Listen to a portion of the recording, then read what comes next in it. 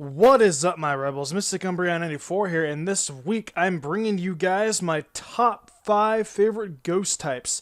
All your guys' opinions in the comments were fantastic. You guys really showed your love for the top 5s. The one top 5 you guys mentioned, though, that struck me the most were ghost types. These types were so odd and mysterious, and their origins are practically unknown. But what is so disturbing about these Pokemon are their Pokedex entries, and some of the entries made me shit my pants as a kid. But without any further ado, Rebels, let's head down to the cemetery. Okay, so for this first Pokemon, I know a lot of you guys know I dislike Generation 5. But after meeting one of my really good friends, Spectre, and after him showing me his love for this Pokemon, he got me into it. Lighting up into this number 5 slot is the Chandelier Pokemon, Chandelure. Most of the Pokemon to me have really crappy designs, Garbodor and Vanillix especially. I just hate them so much. But I gotta hand it to Game Freak, making a Chandelier into a Pokemon. It was not such a bad concept. Plus, it'd be a perfect prank for Halloween, hanging Chandelier on the ceiling and scaring the crap out of people with it. A floating Chandelier, classic Halloween fun right there. Its Pokedex entry, though, is what really makes this floating torch into a monster. It uses the flames it has to suck the life force out of creatures. Damn, that's scary. On second thought, keep it away from me. Slashing into the number 4 slot is the Pokemon Doughblade. Okay, so the one thing that I love about Doughblade is the fact it looks like a cookie cutter. I love cookies a lot. I want a cookie now, damn it. Honestly, chocolate chip preferably. Actually, no, Snickerdoodles actually sounds better. Okay, Snickerdoodles it is. I love Doughblade, but I hate Aegislash. I have a legit excuse though, I hate shields. I also hate King Shield. It's honestly such a wimpy move. Attack, then defend your next turn. If you're gonna defend, use Protect with Wish. Trust me, it works. Hence why I have Umbreon as my mascot. But back to Doughblade. Its design is really cool, as it has 2 swords, and the swords look like weaponry from the medieval times. I'm really into medieval weaponry. Also, what makes this even more appealing is their floating swords. That's what makes it even cooler. Plus, I mean, hey, as a trainer, if you have a quick job you need done, say you hate that one guy your girlfriend's talking to. Nah, just kidding. Haha, I'm just kidding you guys. Don't do that. Pokemon are friends, not tools for war. Quote-unquote, Kurt 2000 Gold and Silver. Ah, I love Johto.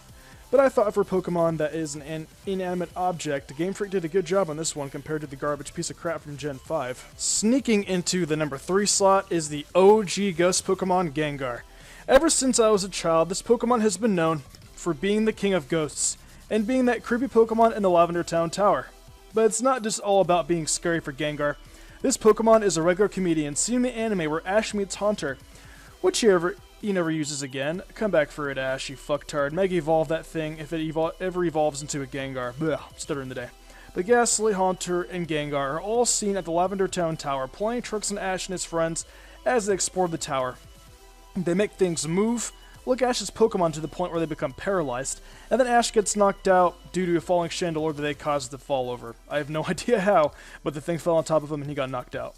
The Ghost Trio takes Ash's soul out of his body, and they go for a midnight flight. Talk about some creepy stuff. Gengar's shiny form also looks very sleek. This form is so badass looking, it looks actually like King Boo. Plus with its Shadow Tag and having access to Destiny Bond, makes this thing a broken monster in competitive battle. But what I love about Gengar the most is he's always happy, even for a ghost type. And to me, that is just not like the typical ghost stereotype. Gengar breaks this trend, as it is always friendly and has a sort of mischievous feel for it, as seen in the Mystery Dungeon games, where he is the mean leader of Team Meanies. Gengar is a badass overall, that is why he got into this number 3 slot. Coming into the number 2 slot is mischievous. Now I'm gonna say again, Gen 2 fanboy here, enough said. It was the only ghost Pokemon introduced in the Generation 2. I love seeing mischievous in the Pokemon Chronicles spin-off series for the anime, where the trainer, aka the crystal protagonist, oh that's right, Marina's actually her name, but she called her mischievous Little Miss, and I thought that name was adorable for it, and I loved seeing it battle with Mean Look and Psybeam, plus its cry in the anime kind of made me fangirl, I'll be honest. Also, I have a personal connection to the piece of jewelry around Mischievous's neck. I bought an ex-girlfriend a necklace that looked just like the one seen on Mischievous's neck, and that necklace reminds me of her and all the fun things we used to do with one another, and the fact of how I still miss her, kind of. She moved away, but oh well, there's always the future, right? I think Mischievous can also use Future Sight. If so, show me my future. Nah, JK. I'd rather play life as it comes. The last thing is, I love the lower tiers in competitive, and I love the slap and Eviolite on this thing, and bulk hits while powering up with Calm Mind or Nasty Plot. This, I've had things sweep dozens of teams in the past, and has gotten me out of so many slumps where I was losing 6-1. Mischievous has saved me countless times, and whenever the opportunity is presented, I love to use this Mischievous Ghost of Destruction on my competitive team. And finally, creeping up into the #1 spot is the Cursed Doll Pokemon Beignet. Now, there are a lot of reasons why Beignet is my favorite ghost type. For one, it reminds me of the Chucky doll from the movies, which honestly wasn't even all that scary. It was more funny, to be honest. In its design, Beignet is always smiling, which makes it so much more compelling as a ghost type.